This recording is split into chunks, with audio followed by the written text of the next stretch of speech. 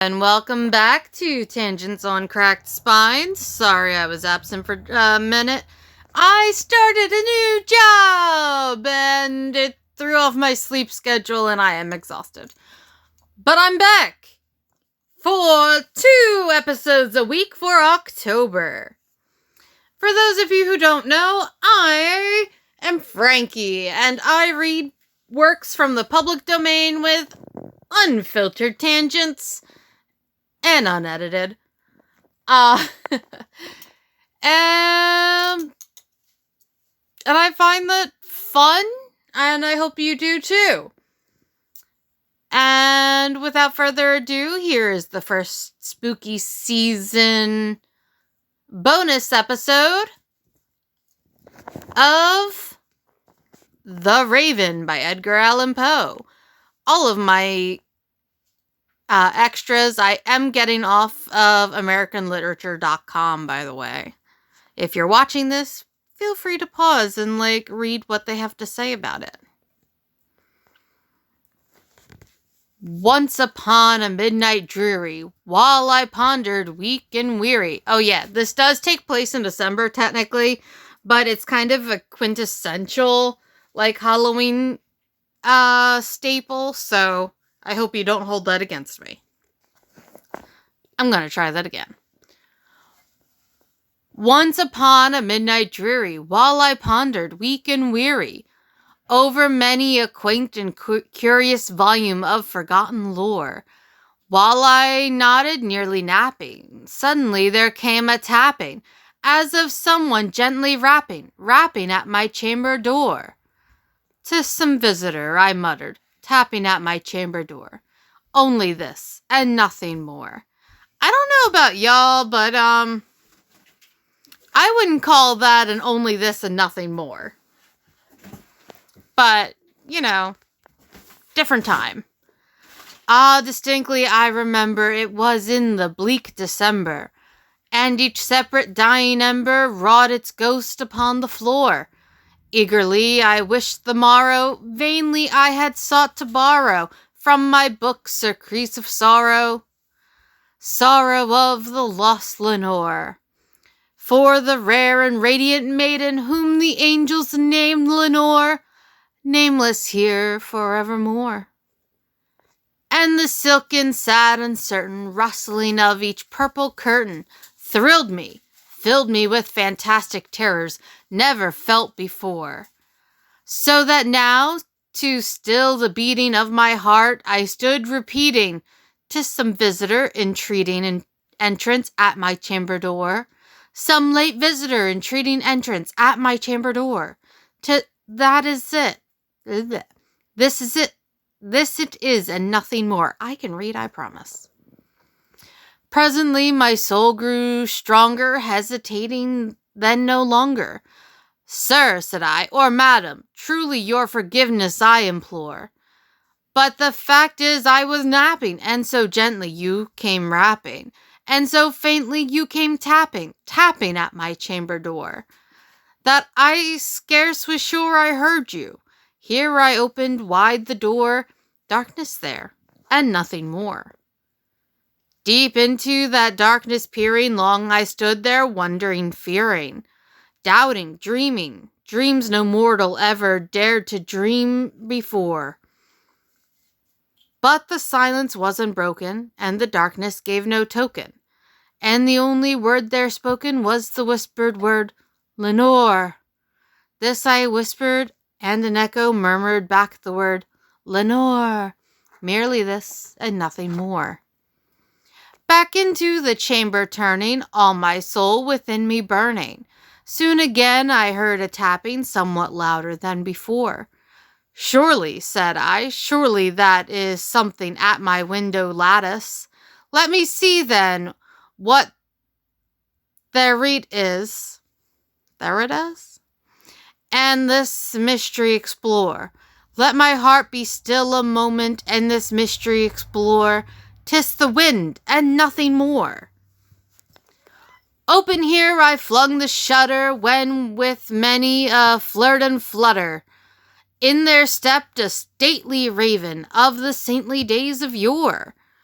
Not the least obeisance made he, not a minute stopped or stayed he, but with mine of lord or lady perched above my chamber door, perched upon a bust of Pallas, just above my chamber door, perched and sat, and nothing more. Then this ebony bird beguiling my sad fancy into smiling, by the grave and stern decorum of the countenance it wore. Though my crest be shorn and shaven, thou, I said, art short no craven, ghastly grim and ancient raven, wandering from the nightly shore. Tell me what thy lordly name is on the night's Plutonian shore. Quoth the raven, nevermore. Much I marveled this ungainly fowl to hear discourse so plainly, though its answer little meaning, little relevancy bore.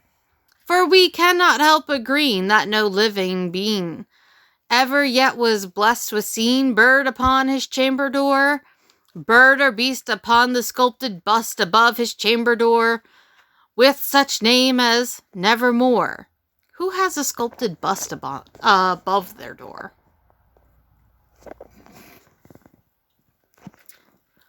But the raven, sitting lonely on the placid bust, spoke only that one word, as if his soul in that one word he did outpour. Nothing further than he uttered, not a feather than he fluttered. 'Tis I scarcely more than muttered, other friends have flown before. On the morrow he will leave me, as my hopes have flown before. Then the bird said, nevermore. Startled at the stillness broken by reply so aptly spoken, doubtless, said I, what it utters is its only stock and store, caught from some unhappy master whom unmerciful disaster followed fast and followed faster till his songs one burden bore, till the dirges of his hope that melancholy burden bore of nevermore. But the raven, still beguiling all my sad soul into smiling, straight I wheeled a cushioned seat in front of bird and bust and door. Then upon the velvet sinking, I betook myself to linking fancy unto fancy, thinking that this ominous bird of yore, what this grim, ungainly, ghastly, gaunt, and ominous bird of yore meant in croaking nevermore. This is much longer than I remember it being. This I sat engaged in guessing, but no syllable expressing to the fowl whose fiery eyes now burned into my bosom's core. This and more I sat divining, with my head at ease reclining, on the cushion's velvet lining that the lamplight gloated o'er, but whose velvet violet lining with the lamplight gloating o'er, she shall press, nevermore.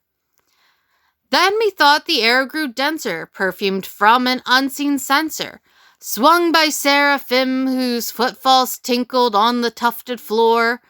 Wretch, I cried, thy Goth hath lent thee, by these angels he has sent thee, respite, and Nepothine from my memories of Lenore. Quaff this Nepenthe, and forget this lost Lenore. Quoth the raven, nevermore. Prophet, said I, thing of evil, prophet still, if bird or devil, whether tempter sent, or whether tempest tossed thee here ashore, desolate yet all undaunted, on this desert land enchanted, on his home by horror haunted. Tell me truly, I implore, is there a balm in Gilead? Tell me, I implore.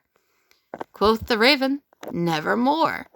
Prophet, said I, thing of evil, prophet still, if bird or devil. Did I reread it? No, it does repeat. Okay. By that heaven that bends above us, by that God we both adore, tell this soul that with sorrow laden, if within the distant Aidenn, it shall clasp a sainted maiden whom angels name Lenore. Clasp a rare and radiant maiden, whom the angels named Lenore. Quoth the raven, nevermore. Be that word our sign of parting, bird or fiend, I shrieked upstarting. Get thee back into the tempest and the night's Plutonian shore. Leave no black plume as a token of that lie thy soul hath spoken. Leave my loneliness unbroken. Quit the bust above my door. Take thy break from out my heart and take thy form from off my door. And quoth the raven, nevermore. And the raven, never flitting, still is sitting, on the pallid bust of Pallas, just above my chamber door. And his eyes have all the seeming of a demon's that is dreaming. And the lamplight o'er him streaming throws his shadow on the floor. And my soul from out that shadow that lies floating on the floor shall be lifted nevermore.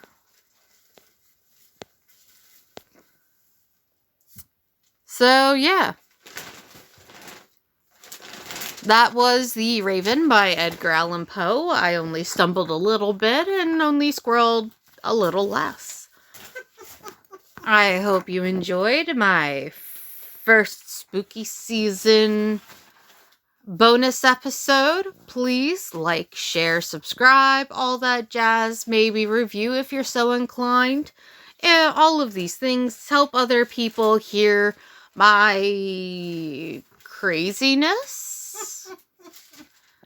And, if y'all are so inclined, support monetarily is nice. I know I don't edit, and, this is literally the most bare bones thing I do, but